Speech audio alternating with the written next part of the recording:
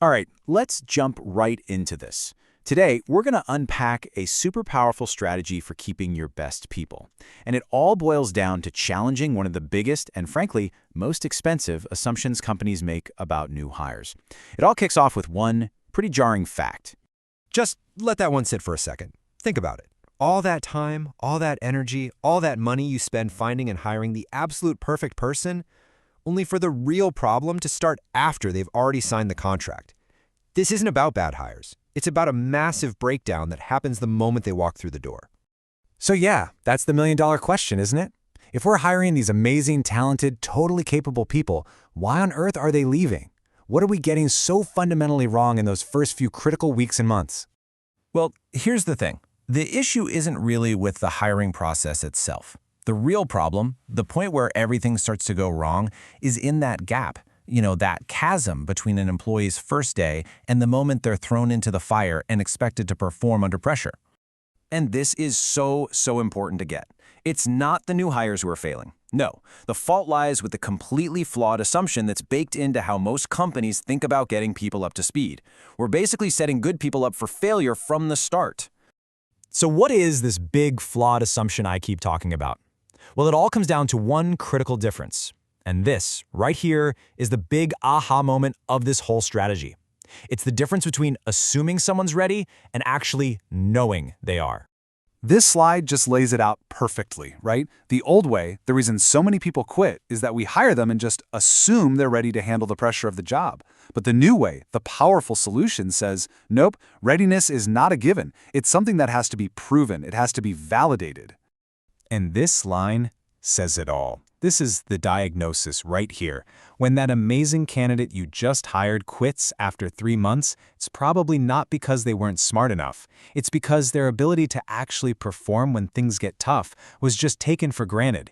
It was never actually confirmed. Okay, so how do we actually fix this? How do we get from a world of assuming to a world of validating? Well, that is where the Empower Loop strategy comes into play. It's a proactive plan, a framework designed specifically to bridge that dangerous gap between day one and peak performance. So what is the Empower Loop really?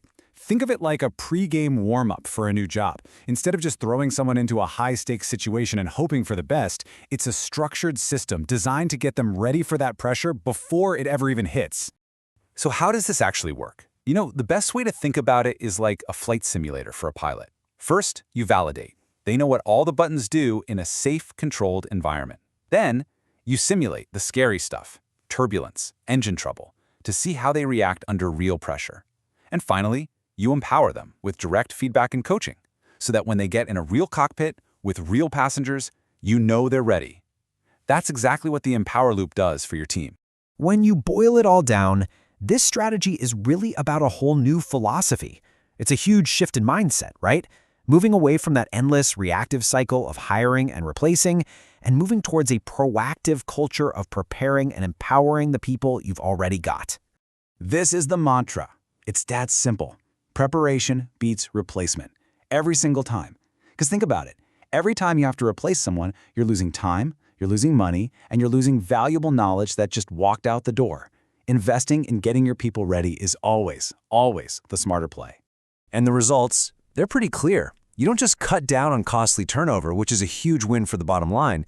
You also start building teams that are genuinely more confident and resilient. You create a culture where people feel supported, not like they're being tested. You're not just putting out fires anymore. You're actually building a fireproof organization. So this brings us to the final, really important question that every single leader needs to ask themselves. Seriously, when you look at your team, especially the newer folks, is their success built on a hopeful assumption?